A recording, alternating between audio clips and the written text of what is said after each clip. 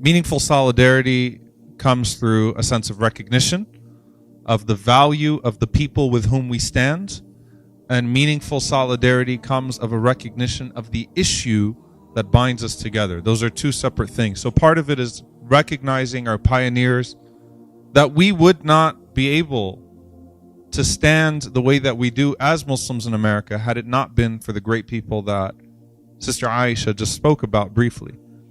And Dr. Sherman Jackson mentioned something recently that I think is very important. He said, 10 times the slaves that came to America went to Brazil. Yet you don't see a large indigenous Muslim group in Brazil. You see it here in the United States. Why is it that Allah chose this place to have expressions of Islam in the 20th century lead to Islam in the 20th century?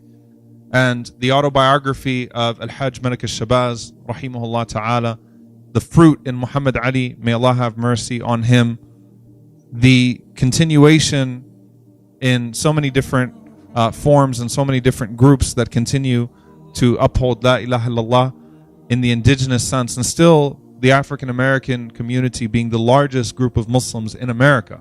Why is it that Allah chose this place for that? And what is the hikmah of that? What's the wisdom of that? First of all, a recognition that they gave us shoulders to stand on as an American Muslim community as a whole. And there's something important to be mentioned here. Muslim and black are not mutually exclusive. So when you talk about the Muslim community and the black community, sometimes you might fall into the trap of differentiating those two to where they're mutually exclusive. But what I want us to do is to understand that all Muslims owe a great debt to all of black history.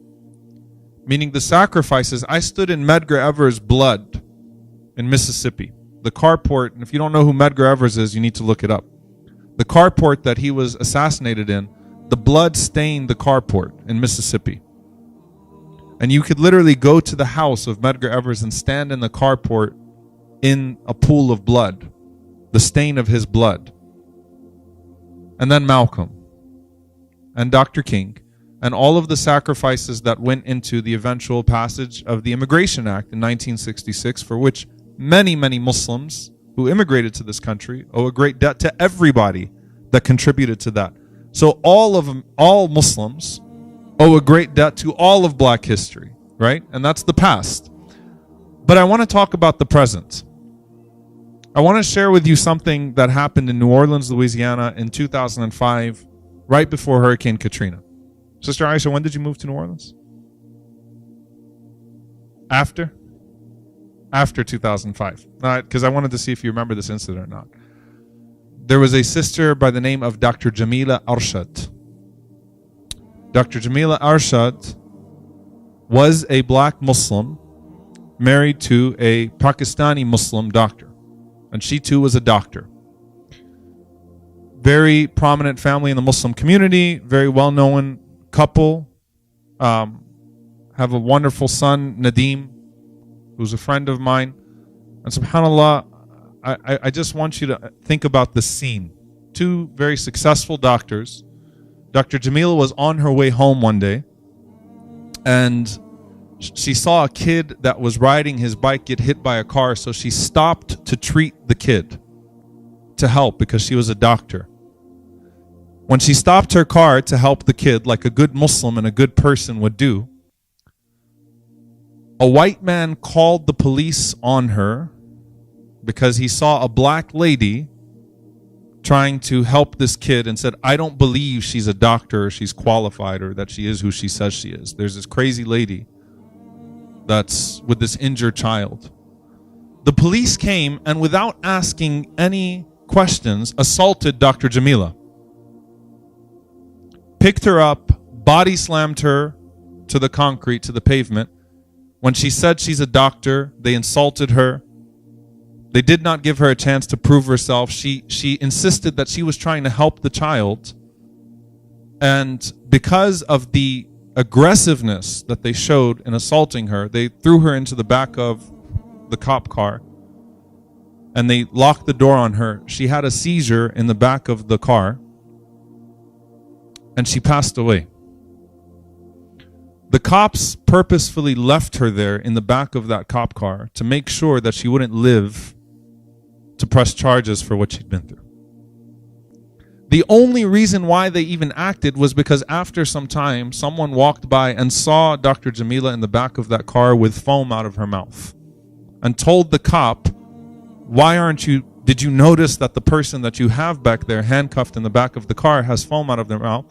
He took his time. He said, I don't have the keys. He called his partner. He took another 10 minutes or so to get his partner to open up the car, in which they found her having passed away. This rocked the Muslim community. This brought an issue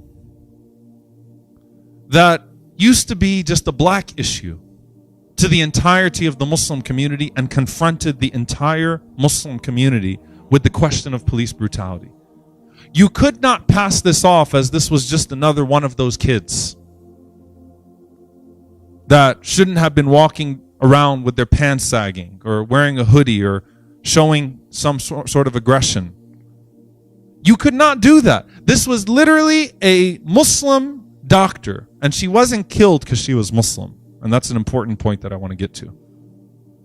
A black Muslim doctor that stopped to do the right thing and was killed for that. And we ask Allah to accept her as a martyr, as a shahida, because she stopped to do something noble and was killed in the process. She stopped because of her Islam and her humanity and the goodness of her. But you can't make up anything about this narrative. And of course the cop said she was aggressive, she assaulted us, despite all the eyewitnesses saying otherwise. They framed her as an aggressor, and we had no choice but to take this 5'1" woman, big officer, and body slam her to the pavement and put all of his weight on her and take her life. We had no choice. And the story always goes that way, doesn't it? We had no choice. Philando Castillo looked suspicious. Philando looked like he was reaching for a gun in the car, so he had to get shot 7 times in the driver's seat with his daughter in the back seat. Alton Sterling, even though he's on the ground and he has no way to reach anything, we had to shoot him dead because you never know. He was about to pull something. Jordan Edwards, 15-year-old boy in Dallas. Ideal super kid. Well, the car was backing up. Actually, no, the car wasn't backing up. So the officer fired shots into the front seat and blew his brains out literally in front of his brothers. Oh, no, well, they were drunk. There was no alcohol in the autopsy. Oh, the car was coming back. Actually, the body cam footage showed the opposite. The car was going, oh, well, he heard gunshots somewhere. The officer, who was, by the way, an Iraq war veteran, Allah knows what he did in Iraq, said, well, he heard gunshots somewhere in the neighborhood, and so he thought it was coming from the car. The story always goes this way. We have a young man in Dallas, Texas, Botham John, who was murdered in his apartment, sitting on his couch. Oops, wrong apartment. Like, can you imagine to what extent this ridiculousness has gotten now? A white officer is able to say wrong apartment. I was on the wrong floor. I thought I was going to but I got on the wrong floor. I had no choice but to shoot him because he acted aggressively. You walk into someone's apartment, pull out a gun and shoot them dead and then say, oops. Oh, but the door was kind of open. Actually, the door doesn't open. I've been to that apartment. The door slams shut. It has a safety feature. Oh, well, I thought it was mine. He has a big red rug in front of his apartment to make sure that no one mistakes his apartment. And then not only that, they did a search warrant on his apartment and they found a little bit of marijuana while the officer was able to clean up, scrub her social media, move out of her apartment before she was taken in because of the outrage in the streets in Dallas for 30 minutes, got her mugshot, and now is out. And now she's in the court system and they've got her with her long gold locks and they're dressing her up in a certain way, and they're trying to spin this narrative of this poor young woman that's being bullied by the city of Dallas because she killed an aggressive black man. Stephon Clark. Oh, well, he was next to a truck. It was his grandpa's truck. Oh, well, he We thought he had a gun. It was a cell phone. Well, we thought his cell phone was a gun 21 times. A week after Botham in Dallas, Abdullah, a man that was known as Dullah Beard in Michigan, a Muslim brother who was in his house. The cops went in the middle of the night, busted down his door, said they had a search warrant, shot him 21 times in his own living room.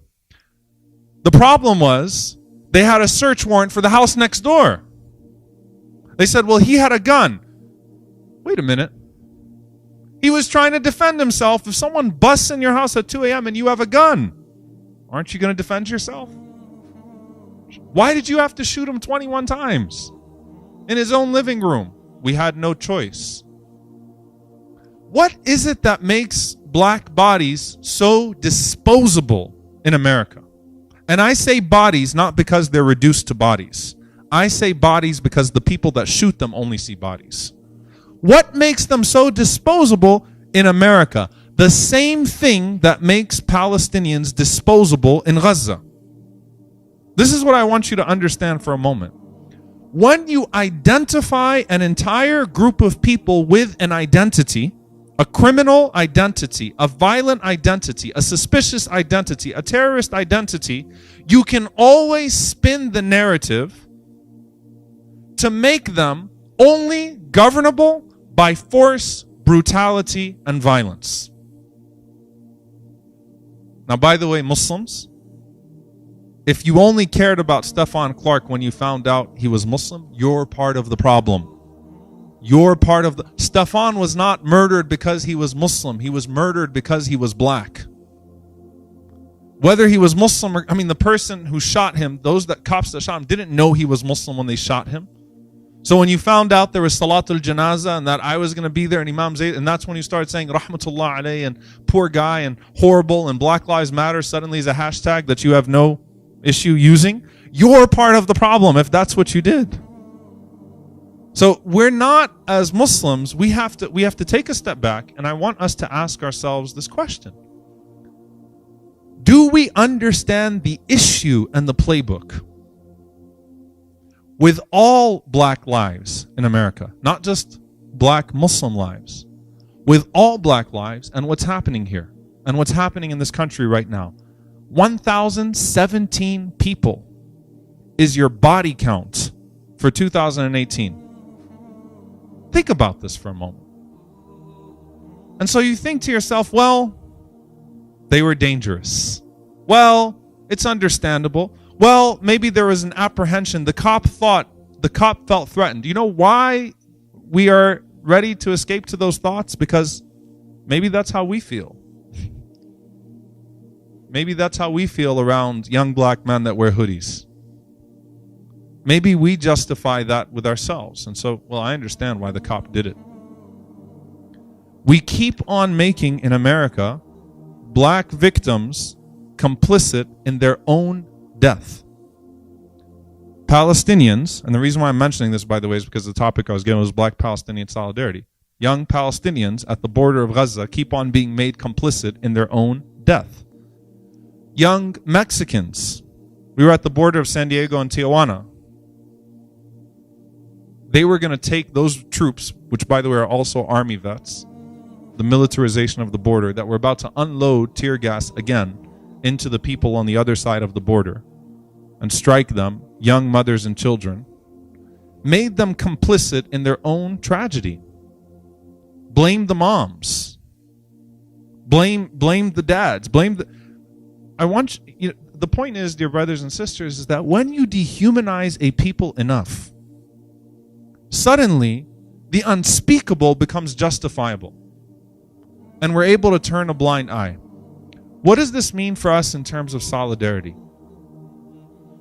The Prophet ﷺ taught us to speak about wrong because it's wrong, not because we could turn the wrong into a narrative that would make things right for us as a Muslim community. It's very cheap when, in order to mainstream a cause to Muslims as a whole, we tack it on to the black community just to get some points and some traction for our cause without understanding the issue itself. You need to understand the issue itself. what's happening in this country. That the same playbook that's been engineered, that's been used against the Muslim community globally, has been used against, weaponized against the black community historically here in America. What does that mean? The media, which has portrayed Muslims globally as a barbaric people that cannot but be dealt with military force, with weapons and brutality and occupation, is the same media that has engineered us to believe that the ghettos that were created by the circumstances that are not organic in this country cannot but be governed by the militarization, by this police force that is trained and uses the same tactics as the IDF. They're occupying these neighborhoods. And it's really interesting that we can't see that we can't see that it's the same type of behavior, the same type of tactics of dehumanization being used over and over and over again. Now, I don't just want to sound angry and turn this into a rally. I want us to actually walk back a little bit and be a little bit intentional about what we take from this in terms of our own lenses. One of the things that what we've seen is that, historically speaking, we've had great black freedom fighters that took up the cause of Palestine, and that's still the case today. Malcolm X, Al-Hajj Malik al-Shabazz, many people don't know him. He went to Gaza in 1964. He actually went to Palestine in 1964, predating 1967, and he wrote an essay in the Egyptian Gazette on Zionism. He was the first black leader to speak about Palestine. Not only that, but you know what's really interesting about what Malcolm did? Malcolm tied Zionism to white supremacy and colonialism. He called it a form of white supremacy and colonialism. And he said that portraying the Arabs as a barbaric people, disadvantaging them, occupying them, comes out of the same machine that's used to colonize different parts of the world. Portray these people as subhuman, barbaric, regressive, unable to coexist with the rest of the world, hence justifying a takeover of their lands, an occupation of their people, and hurting them in unspeakable ways. And it's really interesting because I want to tie this comment to something that Dr. King said about the condition of the Black American. Malcolm wrote in that essay, they clip the bird's wing and then blame it for not flying as high as they do.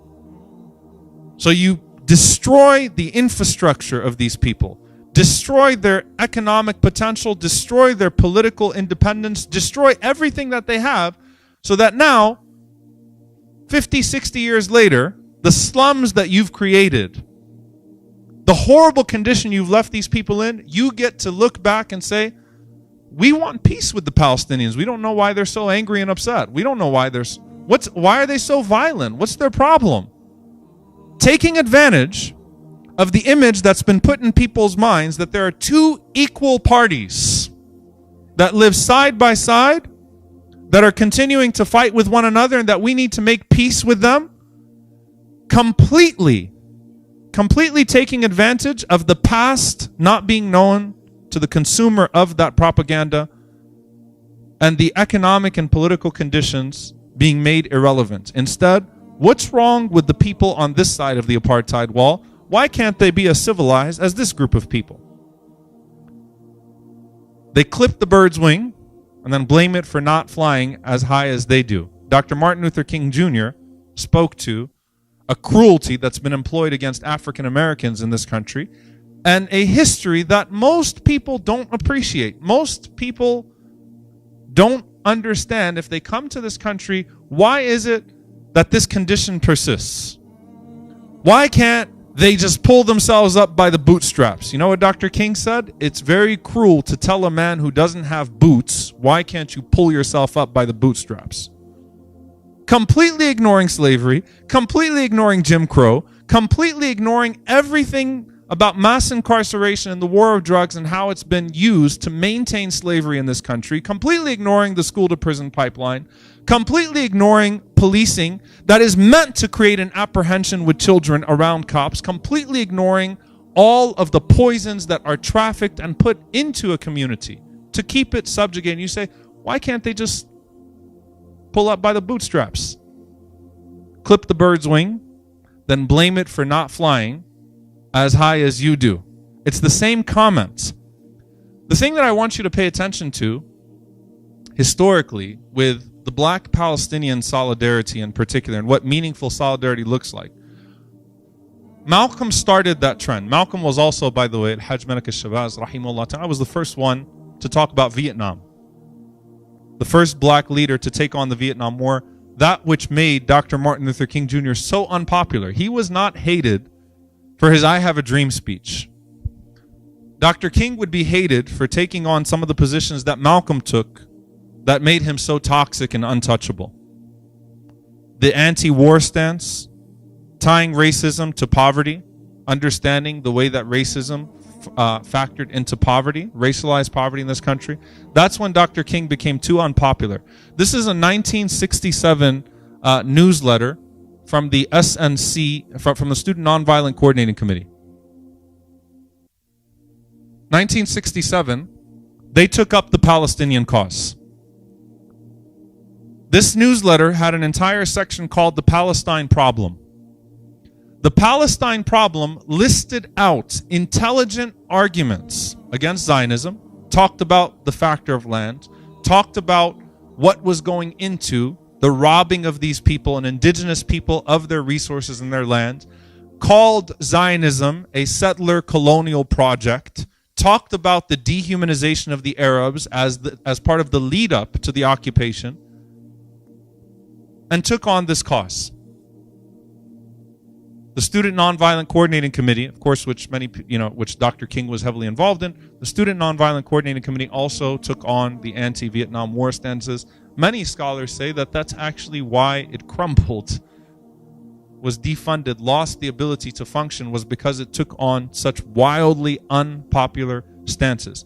Black leaders in the past took on the Palestinian cause to their detriment. There was nothing to gain for black leaders in America to embrace the Palestinian cause. They had no benefit whatsoever to doing that. There is nothing to gain today from the movement for black lives to endorse BDS, the boycott, divestment, sanctions movement. There is nothing to gain for Angela Davis, a civil rights icon, to insist upon Palestinian liberation as part of a global struggle for liberation. Mark Lamont Hill suffered, lost his job, was ostracized, lost most of his speaking invitations, not just his place on CNN. Temple looked for a way to take the job of a tenured professor because he dared raise his voice for Palestinian rights.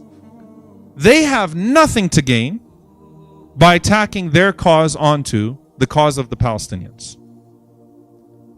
What I would appeal is that for those that champion the Palestinian cause, don't just tack on the Palestinian cause to the cause of black freedom without understanding what the cause of black freedom is in the first place. Having a substantive understanding, taking the time out to understand what is it that exists in this country that has maintained the same oppression that we complain about overseas and what that has manifested itself in. By understanding the playbook of dehumanization, erasing history, creating a different narrative about history, and then taking advantage of the ignorance that you created and manufactured through the way that you colored someone's history. When a people are brought to that level, that this is the only way they can be dealt with, then you have the struggles that we have around the world. SubhanAllah, I read off, you look at, I had a friend of mine, some of you might have seen, we released at Yaqeen, the Jesus Collection. And I did an interview with Reverend Andy Stoker, white pastor from the United Methodist Church, about discussions that we had with Jesus. And then somehow it took a turn. He took his group to Palestine. And by the way, we have some courageous Christian groups that have endorsed BDS. The Presbyterian Church, the United Methodist Church to an extent, the Episcopalians. I'm waiting for all Muslim organizations to also officially endorse BDS, but I'm still waiting. But just think about this. This is a white United Methodist pastor, and he was talking about how they went on their spiritual trip, and they met with Palestinian Methodists, Palestinian Christians, and then on their itinerary they decided to go to Ramallah, and so they were treated with some suspicion. Why are you guys going to Ramallah? They got to Ramallah and they saw this huge Nelson Mandela statue. And they were so confused. Why is there a Nelson Mandela statue in Ramallah? It was, a whole roundabout in this humongous Nelson Mandela statue. And, he was like, we had to actually look it up and talk about why is there a Nelson Mandela statue in Palestine, in Ramallah, in the West Bank, in Palestine. Because it was Nelson Mandela who connected the Palestinian cause to his cause and said, we know that our freedom is incomplete until the Palestinians are free. So Mandela connected the Palestinian cause to his struggle. He already had his hands full in South Africa.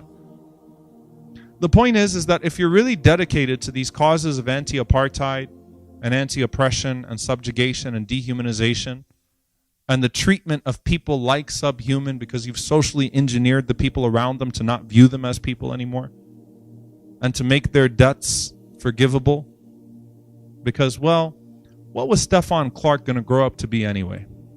I have to share this with you because this was a comment that I actually received. It was hinted that Stephon Clark, Jordan Edwards in Dallas, Jordan, some people would defend Jordan Edwards, say, he was a straight A student, captain of his football team, ideal kid. And Jordan's family, his father loved him. He's the absent black father narrative doesn't work there. The drugs don't work there. The bad, failing in school doesn't work there. All the typical stereotypes and racist tropes that are used against the black community, they couldn't find any of them in the media. So great family. His father, Odell, did an incredible job with his kids, straight A student, captain of his football team, no alcohol. They couldn't frame him. They couldn't make him complicit, and it drove them crazy. And I hated that people would defend him by talking about how great of a kid he was. I don't care if he was a dopehead who was rebellious to his parents, who was driving his car recklessly drunk that night. Did that justify his murder by an officer, a long rifle being shot into his head in front of his brothers? So that's actually very inappropriate to sit there and to say, well, he was a great kid, therefore he didn't deserve to die. And someone said this to me about Stephon in Sacramento. He said, well, he was a really troubled kid. Really troubled kid. If Malcolm would have been killed at 22 years old, most Muslims would have been like, he's just a pimp, a drug addict, a thief. He had no future anyway. So if a cop unjustly shot Malcolm in the streets of Detroit or Boston or Harlem, most Muslims, seeing that on the news, would have turned Malcolm into an afterthought and wouldn't have said, ya haram. They would have been like, well, look at him. You've seen Malcolm's pic when he went into prison. Look at him. So, what would have Stephon become? The potential of that young man to our community too. You don't get to judge whose value or whose life has more value than someone else. Instead, take a little bit of time to educate yourself on the systems that are used to subjugate here and abroad. And it's not just a Muslim thing. Okay? It's not just a Muslim thing. We have to identify those systems and then work against those systems using proper strategy. Don't be opportunistic. Don't just talk about this stuff whenever it benefits the Palestinian cause or the Muslim community as a whole to tie yourself onto the struggle. Think about it. And then we bring it to challenge ourselves. Am I part of the problem? Do I contribute to this in any way? Am I one of those who has in my own life been guilty of racism? Have I treated people differently in my own life? Am I part of the problem? So we also have to be willing to question ourselves. And I'll end with this. I think, am I over time at this point? I'm good, alhamdulillah. Okay. What's that? Okay, alhamdulillah. You mentioned the quote of Abu Dharr and what the Prophet ﷺ said to Abu Dharr. The Prophet ﷺ mentioned that you are a man in whom there is still present some jahiliyyah, like you've got some traces of ignorance in you. Let's walk back the context. First of all, Abu Dharr was black, which makes the story confusing to some. But Abu Dharr was a black Arab. Bilal was Habashi. His mother was Abyssinian.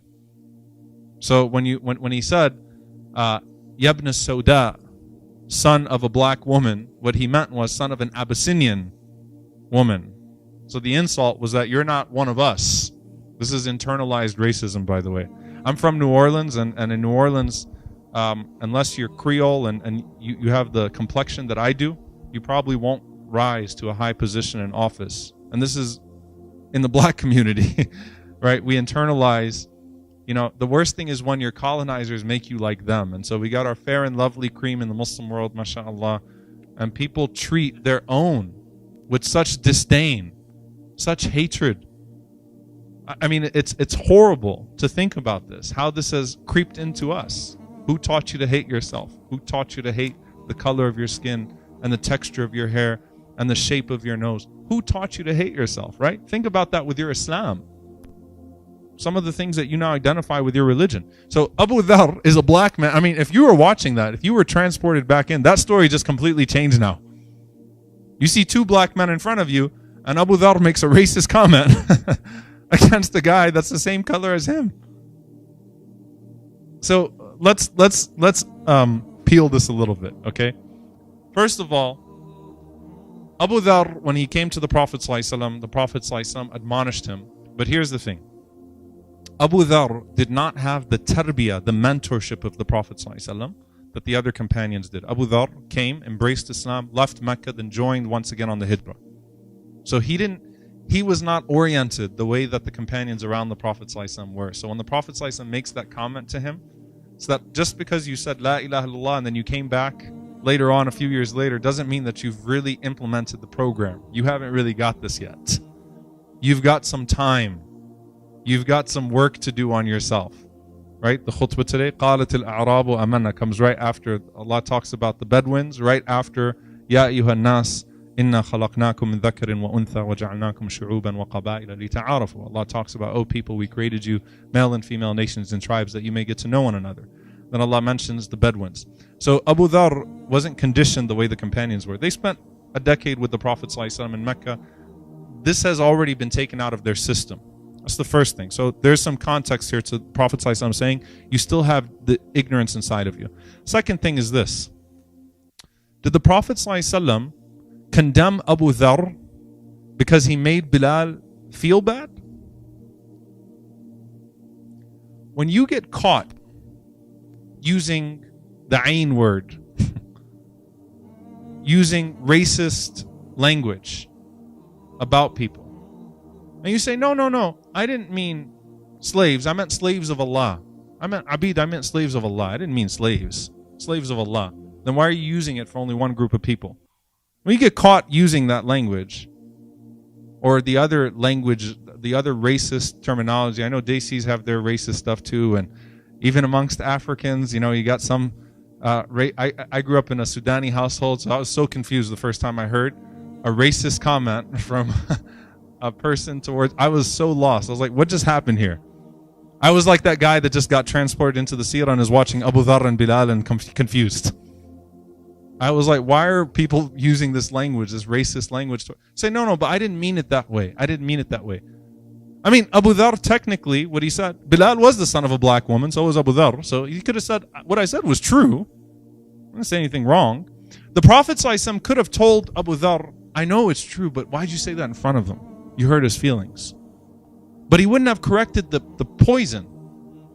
Instead, the Prophet ﷺ spoke to an internal condition of Abu Dharr that had to get rectified.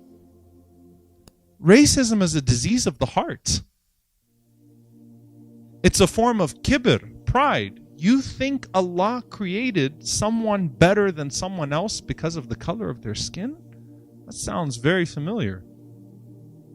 That's kibr, that's pride. How dare you think that Allah created you more civilized, with more potential, with more value because of the color of your skin.